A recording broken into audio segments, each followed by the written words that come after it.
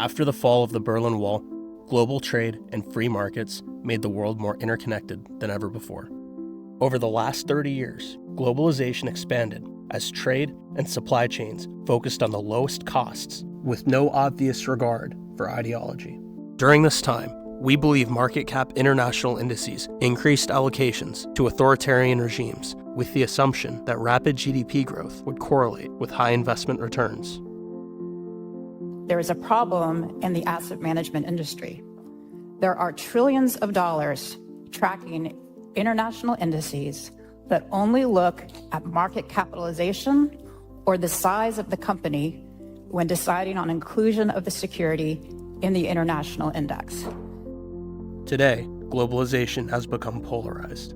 Friend-shoring is growing more common as it appears nations prioritize supply chain networks alongside their political allies.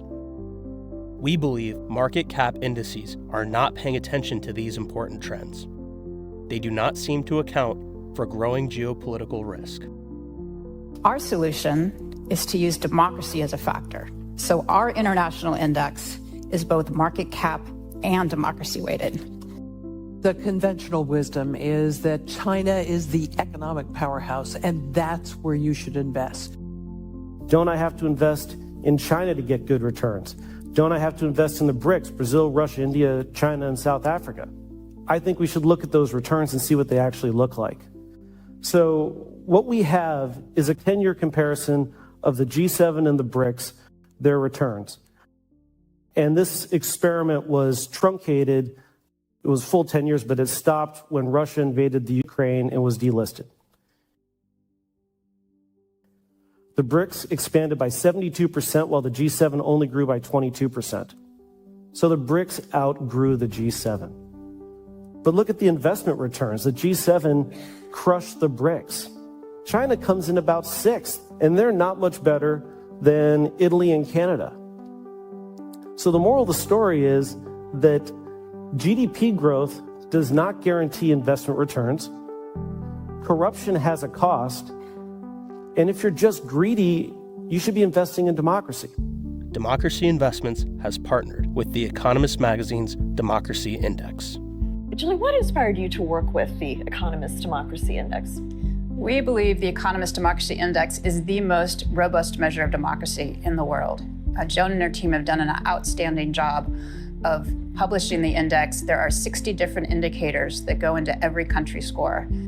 It's trying to look at the state of democracy in more or less every country in the world in the previous year, but it does obviously point to some likely trends, because we look, as Julie said, in great detail at the state of the electoral process and pluralism, whether elections need to be free and fair, they need to be competitive.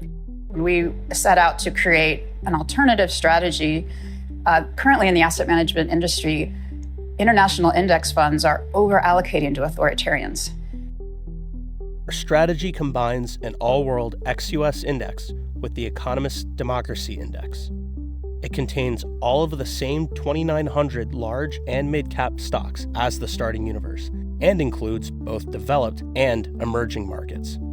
Unlike the starting universe, our methodology tilts toward democracies and away from authoritarians, without completely excluding any country. For example, Japan, Canada, and Switzerland are given higher weights, while China, Saudi Arabia, and Mexico are given lower weights, but only proportional to their democracy scores. As a country's score improves, so can its investment weight. Now, the really good news is we launched just over 3 years ago, and since inception, the index that our product tracks has outperformed the MSCI and FTSE market cap international indices. So democracy wins. Our strategy was launched over 3 years ago, before the war in Ukraine.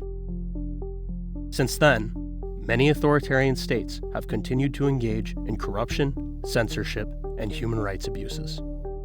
In our opinion, democracies are able to outperform over the long run as they provide rule of law, freedom of expression, and civil protections.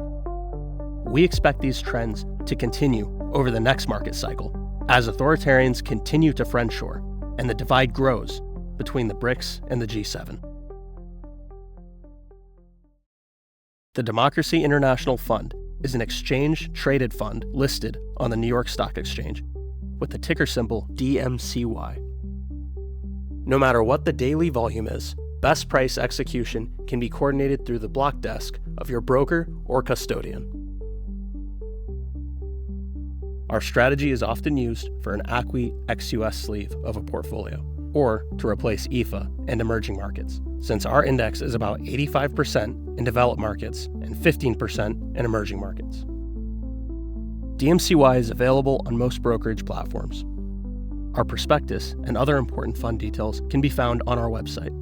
Feel free to contact us directly or connect with us on social media. We would look forward to hearing from you.